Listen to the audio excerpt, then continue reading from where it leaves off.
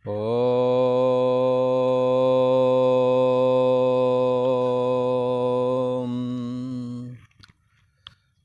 ओम गुरु ब्रह्मा गुरु विष्णु गुरुदेव महेश्वरा गुरु साक्षात् परम ब्रह्म तस्मै श्री गुरुवे नमः। योगेश्वर श्री कृष्ण भगवान की जय। ऐं सरस्वत्यै नमः।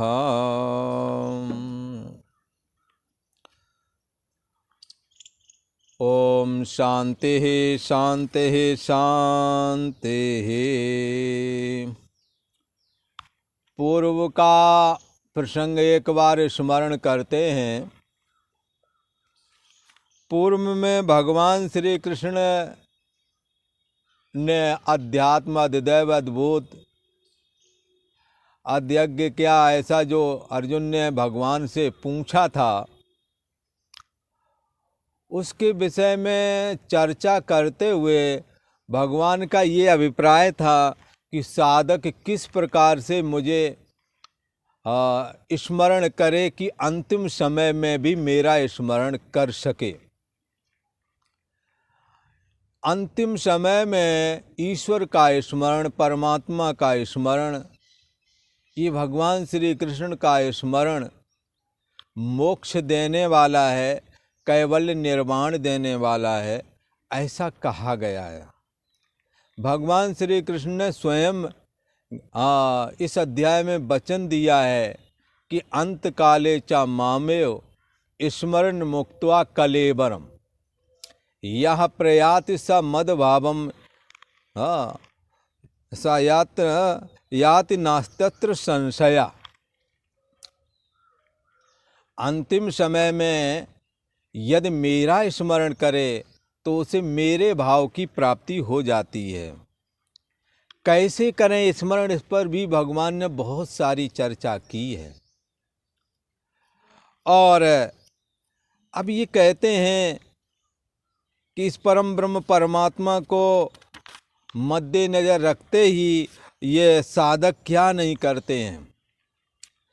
जितना भी समदम है, इस अंतिम समय में परमात्मा की स्मृति बनी रहे, हमारे चित्त में परमात्मा का स्मरण बना रहे, इसी के लिए सारी साधनाएं हैं।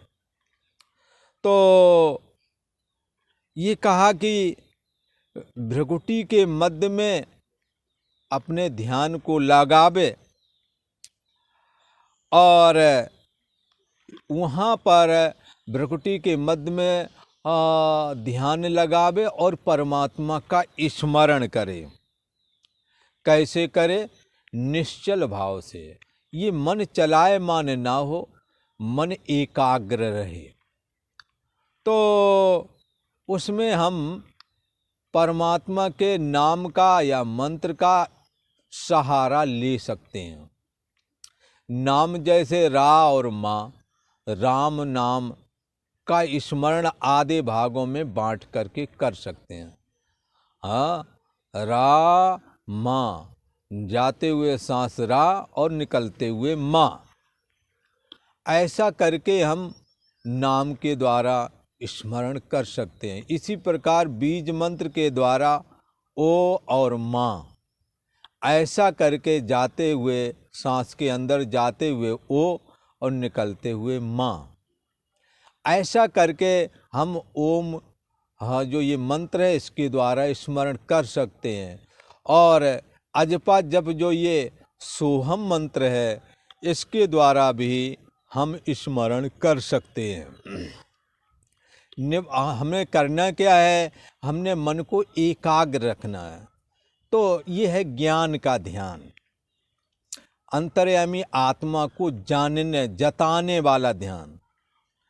ये अज्ञात का ज्ञापक ध्यान है, जो आपको मालूम नहीं है उसके विषय में ये जानकारी करा देगा, स्थिति प्राप्त करा देगा। इसलिए हाँ, ओ और माँ चिंतन करें ओम की। हाँ, ओम में 3 मात्राएं होती हैं, आ, उ और माँ। तो मांडूक्य उपनिषद में इसका बड़े विस्तार से निरूपण किया गया है। और ये ओम जो है समस्त वेदों का सार बताया गया है। और ओंकार ईश्वर का प्रथम नाम भी है।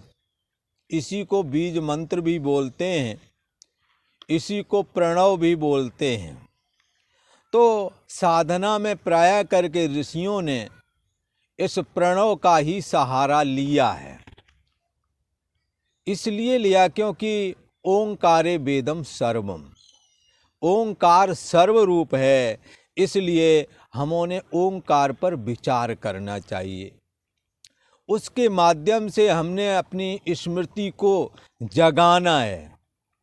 तो पतंजलि जी ने कहा तद जपः तद अर्थ भावनम, इस ओंकार का जप करें और इसके अर्थ की भावना करें।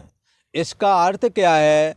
इसका अर्थ है अंतर्यामी आत्मा, जो समस्त बुद्धि देश का आश्रय और प्रकाशक है, साक्षी है। तो ओंकारे वेदम सर्वम, तो भगवान श्री कृष्ण का अंतिम समय में यदि कोई ओम का स्मरण करे, भगवान के समस्त नामों में सामर्थ्य एक जैसी है, पर साधना में ओम का कुछ अलग ही महत्व है। क्योंकि वेदों का मूल ओंकार बताया गया है और ओंकार बनाया है आ, उ और माँ। आ धन उ में जोड़ दो तो ओ, आ धन ई बराबर ए। ये गुण संधि है व्याकरण के अनुसार, गुण संधि करते हैं। ऐसे ही वर्णमाला ओंकार से बन गई। तो आधन ई बराबर ए, आधन उ बराबर ओ। ऐसे ही और भी कुछ जोड़ा होगा, मेरे को जितना मालूम है उतना बता दिया। और भी बहुत कुछ है, क्योंकि ओंकारे वेदम सर्वम, सब कुछ ओंकार ही बना हुआ है, ऐसा शास्त्र का वचन है। तो अब इस ओंकार की किसी ने कहा आ उ माँ, आ उ माँ, इसका मतलब क्या है? 3 अक्षर तो ओमकार में शामिल है, ये बात तो ठीक है, पर इसका मतलब क्या है? ऐसी जिज्ञासा होने पर कहते हैं आ जो अक्षर है ये जागृत अवस्था का प्रतीक है और स्थूल जगत का प्रतीक है।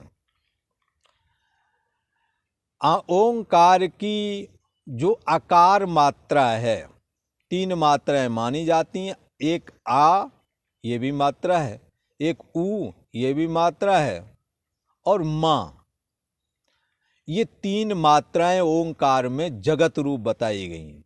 यही ओंकार जब इन 3 मात्राओं से रहित होता है तो मात्रा से रहित होने की वजह से इसी ओंकार को अमात्र कहा जाता है, जिसमें कोई मात्रा नहीं है। अब ये है कि भाई ओंकार की आकार मात्रा जो है तो ये स्थूल जगत बनी हुई है। स्थूल जगत का मतलब देह और जगत, और जितने भी भोग पदार्थ हैं वो सब ओंकार की आकार मात्रा बनी हुई है। ओंकार की आकार मात्रा संपूर्ण जागृत अवस्था भी कही जाती है। जागृत अवस्था में 14 इंद्रियां काम करती हैं, 10 बाहर वाली और 4 भीतर वाली। श्रोतम चक्षु स्पर्शनम चा रसनम घ्राणमेव चा अधिष्ठाय मनश्चायम विषयानुपसेवते। ये मन 5 ज्ञानेंद्रियों का और 5 कर्मेंद्रियों का उपयोग करता है और स्वयं भी अंदर में 4 रूप का हो जाता है, मन, बुद्धि, चित्त और अहंकार। ये टोटल मिलाकर के 14 इंद्रियां बन जाती हैं, 10 बाहर वाली और 4 भीतर वाली। तो इस प्रकार से 14 इंद्रियां जब सक्रिय होती हैं उस अवस्था को जागृत अवस्था कहते हैं और ये स्थूल अवस्था कही जाती है। इस अवस्था में ये ओंकार की आकार मात्रा बनी हुई है। देह और जगत होकर के, स्थूल भोग पदार्थ बन करके और जागृत अवस्था बन करके ये ओंकार की आकार मात्रा ही सारे जगत में जगत के आकार की हो रही है, ऐसा कहते हैं। तो ओंकार की आकार मात्रा जागृत अवस्था बनी हुई है और जागृत अवस्था में जीव भी होता है शरीर के अंदर और दाहिने नेत्र में उसका निवास होता है। तो इस जागृत अवस्था का अभिमानी जो जीव है तो उस जीव का नाम विश्व करके कहा जाता है। ये विश्व नाम का जीव दाहिने नेत्र में विराजमान रहता है और उसकी छाया बाएं नेत्र में होती है, इसलिए इसको कोई इंद्र और इंद्राणी करके भी उपनिषद में इसकी उपासना आती है। दाहिने नेत्र में जो है वो इंद्र है और बाएं नेत्र में इंद्राणी, उसकी छाया। यही वजह है प्राय करके सभी के नेत्र दाहिना नेत्र अधिक देखता है और बायां नेत्र कम देखता है। जागृत अवस्था का जो अभिमानी जीव है उसका नाम है विश्व, और सभी नरों का अभिमानी करने की वजह से जितने भी जीव चराचर जितने भी नर हैं सभी को ये मैं बुद्धि करके मानता है, इसलिए इसको वैश्वानर भी बोलते हैं। जागृत अवस्था में ये विश्व नाम वाला जीव जागृत के स्थूल भोगों का भोक्ता कहा गया है। ये सब मिलाकर के ओंकार की आकार मात्रा के अंतर्गत में ही कहा गया है।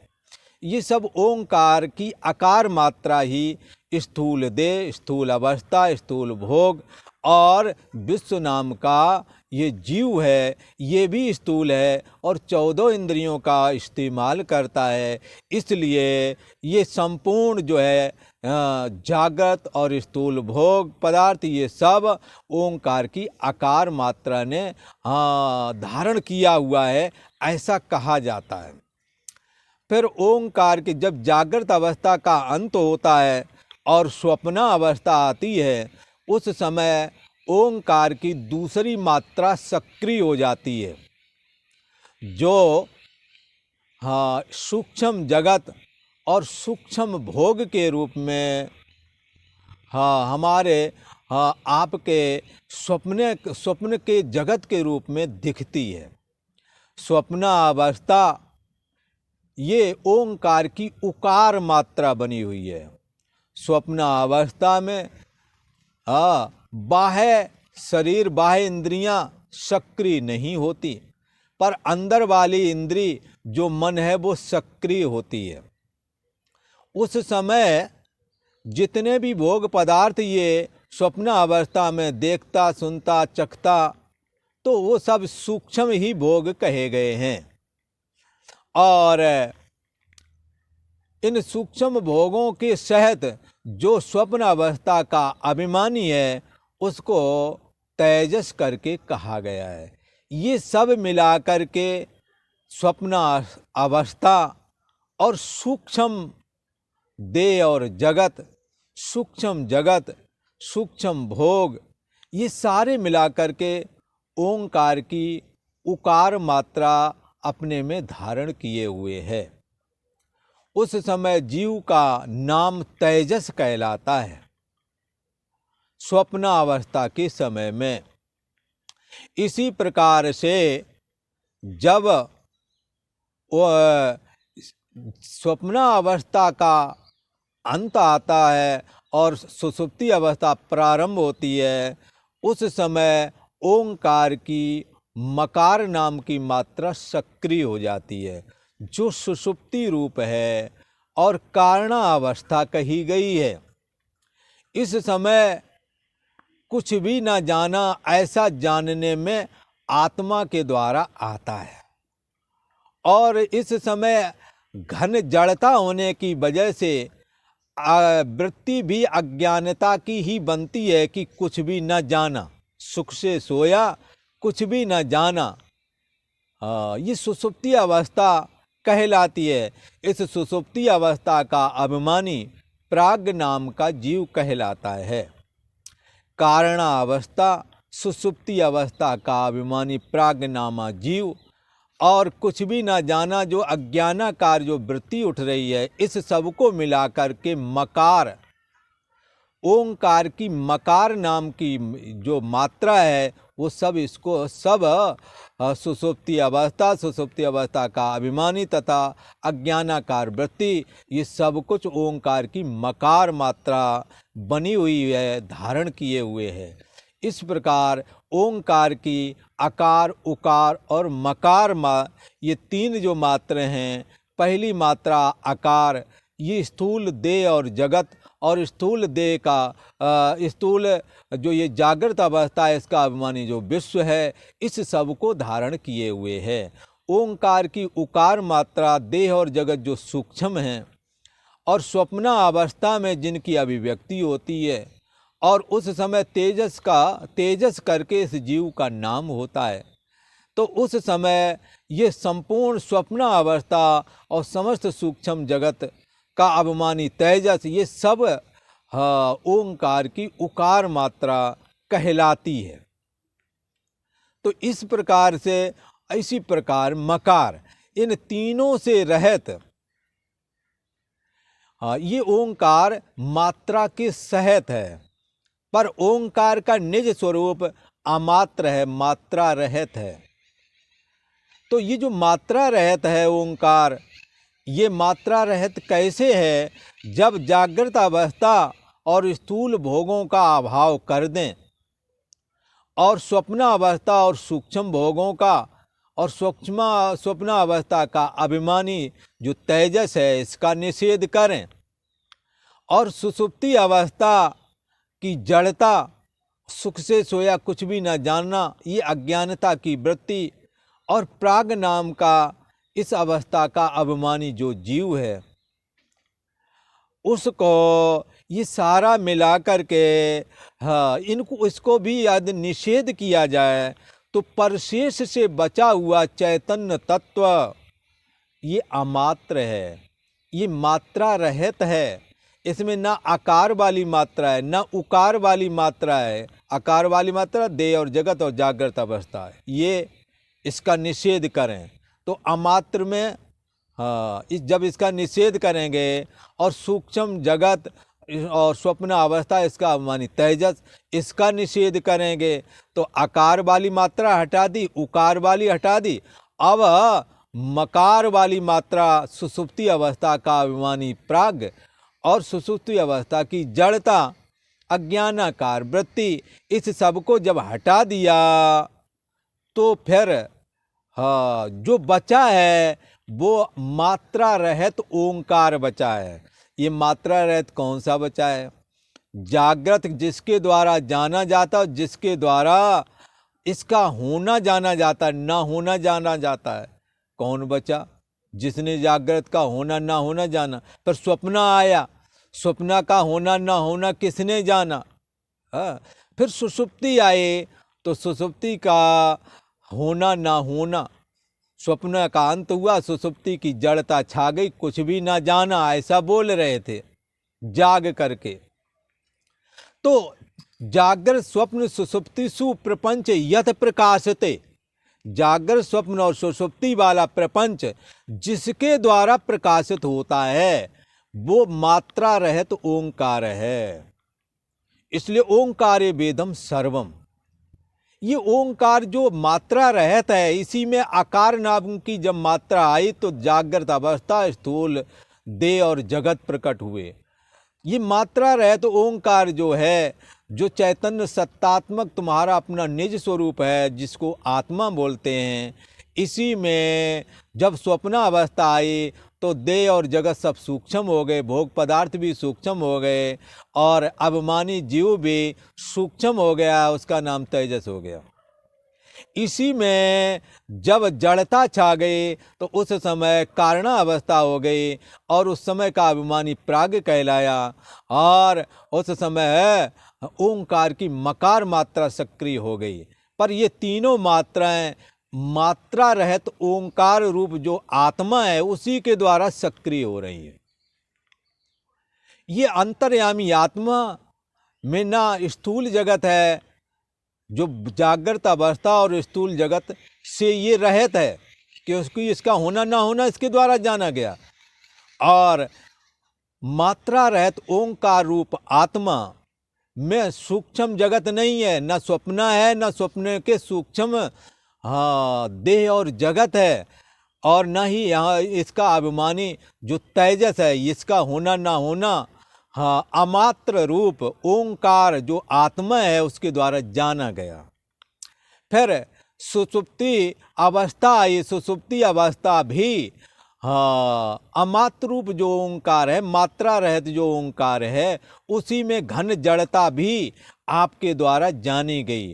तो मात्रा रहित ओंकार से ही आकार रूप मात्रा, उकार रूप मात्रा, मकार रूप मात्रा, ये तीनों मात्राएं इसी ओंकार से होती है जिसमें मात्रा नहीं है। उसी में मात्रा आती है और चली जाती है। जागृत अवस्था वाली आकार मात्रा में देह और जगत स्थूल और जागृत अवस्था आती और जाती है। यत प्रकाशते जागृत स्वप्न सुषुप्ति सुप्रपंच यत प्रकाशते, जिसके द्वारा प्रकाशित होता है वो मात्रा रहित ओंकार हमारा आपका अपना आत्मा है। इसी के रहते इसकी मौजूदगी में ही ये तीनों अवस्थाएं आई और गईं, पर इसका अभाव नहीं हुआ, उसका उन सब का अभाव हो गया। ये तीनों मात्राएं हैं, ये जगत रूप हैं, पर इन तीनों मात्राओं से जो रहत ओंकार है ये भगवान श्री कृष्ण का अंतर्यामी रूप है। इसमें जगत का अत्यंत अभाव है ऐसा कहा जाता है। तो इसको आप कैसे अनुभव में लाएं, इसके लिए भगवान श्री कृष्ण यहाँ कह रहे हैं। ये गीता का 8वां अध्याय है और 12वां श्लोक है। इसमें बता रहे हैं कि 12वें और 13वें श्लोक में हमने कैसे साधना करना है कि हमें अंतिम समय में भी परम ब्रह्म परमात्मा की स्मृति बनी रहे, जो कि हृदय देश में सबका साक्षी है, सबकी बुद्धि का आश्रय और प्रकाशक है। उसको हम मैं बुद्धि करके कैसे जाने, ये भगवान श्री कृष्ण ने कृपा करके इन 2 श्लोकों में साधना पद्धति बताई है। भगवान श्री कृष्ण कहते हैं कि अंत काल में योग धारणा की विधि से निर्गुण परम ब्रह्म परमात्मा के जप का प्रकार और उसका क्या फल है, इस विषय पर चर्चा करने वाले हैं। भगवान श्री कृष्ण कहते हैं, हे अर्जुन, सर्वद्वाराणि संयम्य मनो हृदय निरोध चा मूर्धन्यादायात्मना प्राणा मा स्थितो योग धारणा। ओमित्येकाक्षरं ब्रह्म व्याहरन् मामनुस्मरन् यः प्रयाति त्यजन् देहं स याति परमां गतिम्। भगवान श्री कृष्ण कहते हैं, हे अर्जुन, सर्वद्वाराणि संयम्य चा मना हृदय निरुद्ध चा। सर्वद्वाराणि संयम, संपूर्ण द्वारों पर संयम करो। बोले कौन से द्वारों की चर्चा कर रहे हो? तो कोई दूसरे द्वार नहीं, ये इंद्रिय द्वार झरोखा नाना, ये इंद्रिय रूपी दरवाजे झरोखा बनाए गए हैं इस शरीर में। इनको रोकना है। इनमें बाहर से विषय रूपी बयार ना आने पाए, बाहर से विषय प्रवेश ना करने पाए।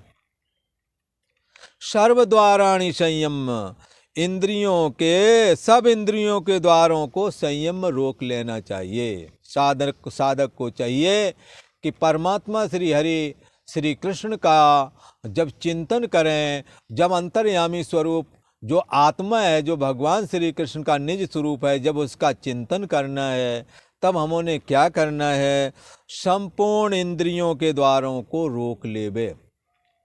और रोक कर चा मना हृदय निरुद्ध, और मन को हृदय देश में निरुद्ध कर दे।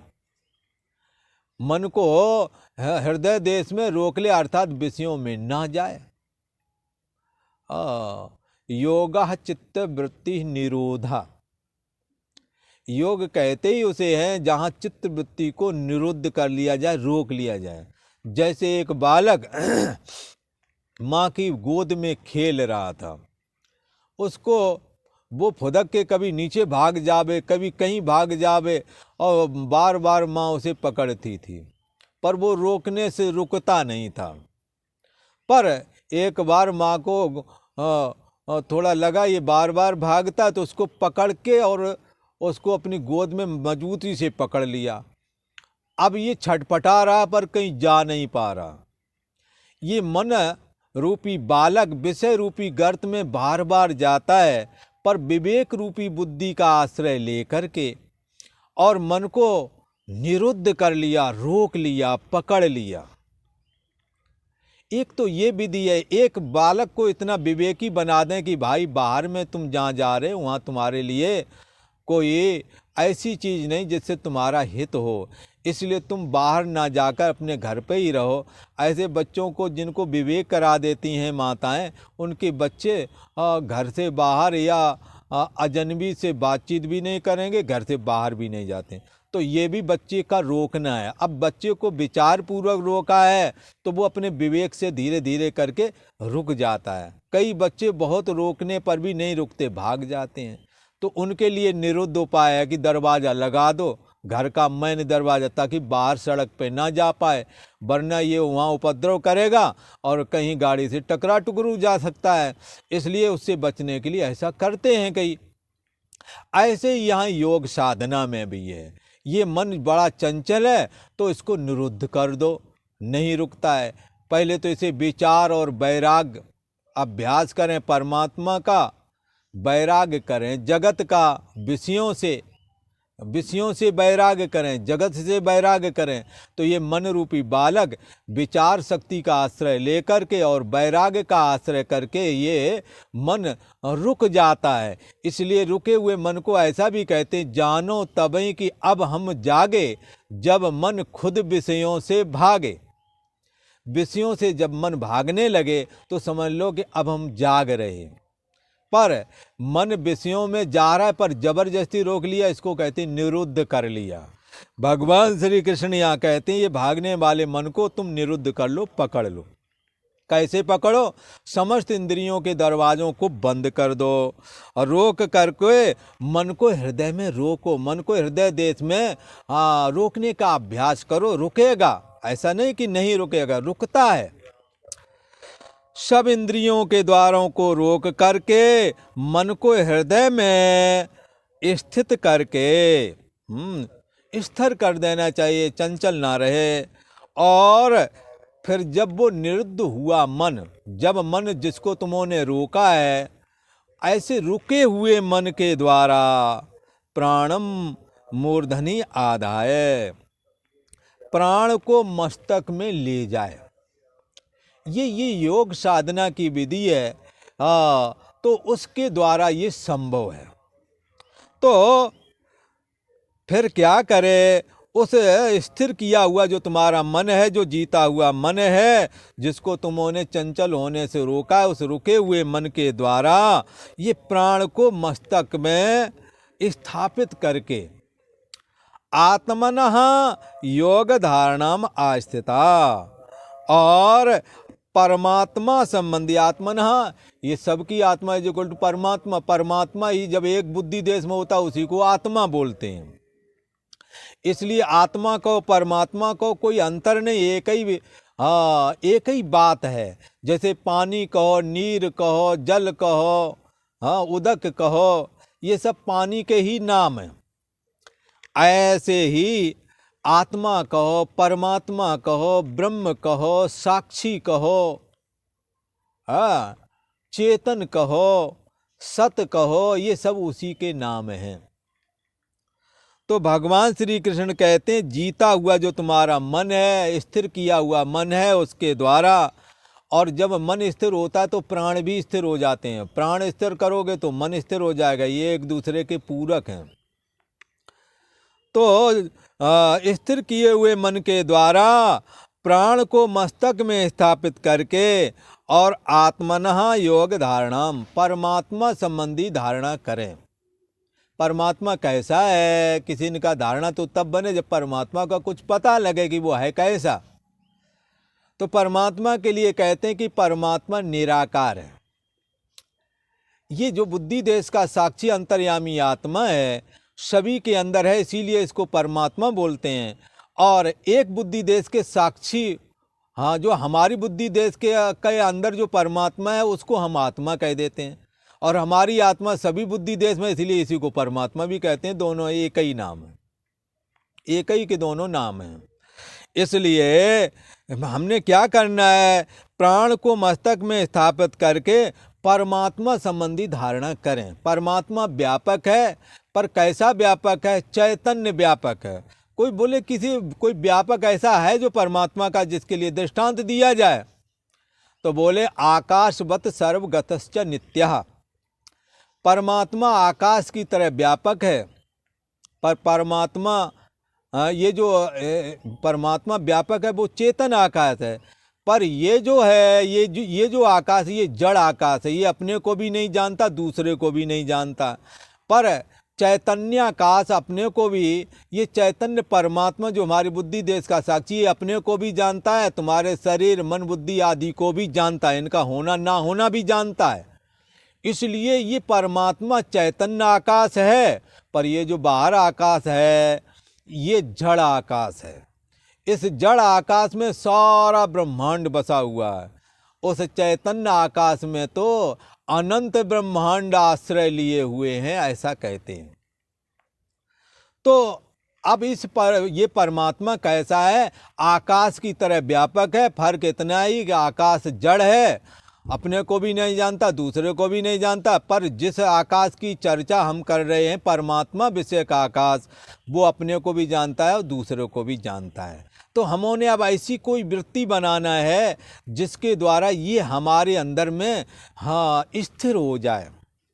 तो कैसे बनानी है, आत्माकार सजातीय वृत्तियों का प्रवाहीकरण करना है, और अनात्माकार देह और जगत के आकार की वृत्तियों से अपने मन को हटाना है। यही है परमात्मा संबंधी योग धारणा। तो आत्माकार सजाती वृत्ति कैसे बनाए, तो आत्मा का सजाती वृत्ति ऐसे बनाए कि जैसे एक लय चिंतन आता है। लय चिंतन कहते हैं, ये सारी पृथ्वी को थोड़ी देर के लिए जल में डुबो देते हैं, सारे ब्रह्मांड के जितने भी देश हैं पानी में चले गए, पानी पानी रह गया। एक समय पृथ्वी पानी में डूब जाती है, जल प्रलय इसको कहते हैं। अब जल में अग्नि रहती है, अग्नि ने जल खा लिया, अब अग्नि ही अग्नि रह गई। इसके बाद अग्नि को वायु ने बुझा दिया। सारे ब्रह्मांड में एक अग्नि तत्व ही, वो वायु तत्व ही दौड़ रहा है, और वायु तत्व को लीन कर दिया। अब निर्मल आकाश रह गया है। निर्मल आकाश किसके द्वारा जाना जाता है, तो जो जानने वाला है आकाश को, वो है चैतन्य परमात्मा। वो आकाश से भी अनंत गुना व्यापक है। उस आकाश में, उस चैतन्य आकाश में इस जड़ आकाश को लीन कर दो। शुद्ध चैतन्य आकाश सोहम अस्मि, वो मैं हूँ। ऐसी वृत्ति बनाएं, देह और जगत के आकार की वृत्ति से अपने को हटा लें। ये परमात्मा संबंधी धारणा, अर्थात जितने भी आकार परक वृत्तियां हैं उनको हटा करके चैतन्य आकाश है और जानना पना मात्र ही मैं हूँ, देह और जगत का अत्यंत अभाव है, ये मैं नहीं हूँ, ये दिखते भर हैं पर हैं नहीं, ऐसा करके इनका निषेध कर दे और शुद्ध चैतन्याकाश में हूँ ऐसी धारणा बनाए। इसको कहते हैं परमात्म संबंधी धारणा। तो जी अपने स्थिर किए हुए मन के द्वारा प्राण को मस्तक में स्थापित करके ये परमात्मा संबंधी योग धारणा में स्थित हो जावे और फिर क्या करे, ओंकार का स्मरण करे। जैसा कि अभी हमने चर्चा की थी, ओंकार की आकार उकार और मकार मात्रा ही जागृत स्वप्न सुषुप्ति बनी हुई है। स्थूल जगत जागृत अवस्था का है, सूक्ष्म जगत स्वप्नावस्था का है और कारण रूप जो इन दोनों का जो कारण है वो सुषुप्ति रूप है, अज्ञानता रूप है। इन तीनों को हटा दें, फिर जो बचा हुआ तत्व है वो चैतन्याकाश है। ऐसी योग धारणा में स्थित होकर के यह जो पुरुष जो साधक ओम ऐसा उच्चारण करता है और फिर ओ और माँ का स्मरण करते हुए श्वास सड़क पर चला जाता है और उस ओ और माँ के द्वारा ओ माँ वो मैं ओ मैं, हाँ वो मैं हूँ वो मैं हूँ, ऐसा अर्थ इसका धारण करे या सो हम। तो इस तरह से स्थित होकर के क्या इंद्रियों के दरवाज़ों को बंद करके इंद्रियों को रोक करके हृदय देश में मन को स्थिर कर दे। स्थिर मन के द्वारा प्राण को मस्तक में स्थापित करके परमात्मा संबंधी धारणा में स्थित होकर के ओम का स्मरण करे। और इति ओम जो ये एक अक्षर वाला जो परमात्मा का नाम है, इति एकाक्षरम ब्रह्म, इस एक अक्षर रूप परम ब्रह्म परमात्मा को व्याहरण उच्चारण करे, उच्चारण करे और ओ और माँ इसका अर्थ विचार सो म ओ मैं वो मैं ही हूँ। आकार उकार मकार मात्रा जागृत स्वप्न सुषुप्ति आदि से रहित मैं हूँ। इस एक अक्षर रूप परम ब्रह्म को चारण करता हुआ उसका अर्थ रूप माम मैं जो निर्गुण परम ब्रह्म परमात्मा हूँ, भगवान श्री कृष्ण कह रहे, देख लो भगवान श्री कृष्ण कहते हैं इस एक अक्षर रूप ब्रह्म को चारण करता हुआ और उसका अर्थ रूप जो मैं निर्गुण ब्रह्म हूँ, उस निर्गुण ब्रह्म का अनुस्मरण चिंतन करे। कैसे? वो मैं हूँ, देह मन बुद्धि आदि से नाता हटा करके असंग हो करके जो इनका जानने वाला सो हम वो